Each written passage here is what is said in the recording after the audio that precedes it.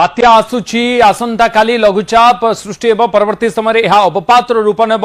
एवं 23 तारीख बेलू यह बात्यार परिणत हम 24 रे स्थलभाग छुईब बात्या एवं ए बात्यार ना रही दाना तेणु बात्या आसुची बात्या को नहीं मुकाबला केमती करा प्रशासनिक स्तर में प्रस्तुति आरंभ हो जाइछि एवं आपनकर सूचना निमंते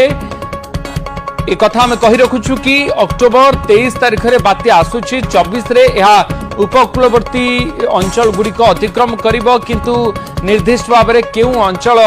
रे बात्या अतिक्रम करिबो यार गतिपथ कौन रहिबो एने सूचना दिया जाय नहीं। किछि जिल्ला रे प्रबल वर्षा हेबार अनुमान कराइछु उपकूलवर्ती जिला गुड़िक पुरी खोर्धा जो जिला गुड़िक आम आपको देखाऊँ ओडिशार उपकूलवर्ती जिला जमती कि गंजाम ठार आरंभ करी बालेश्वर पर्यंत सबु जिले में वर्षा हेबो बोली कहा जाउछि 24 तारीख रे 24 तारीख रे 4 जिले में अति प्रबल वर्षा हेबार संभावना रही एवं ये 4 जिला होछि पुरी खोर्धा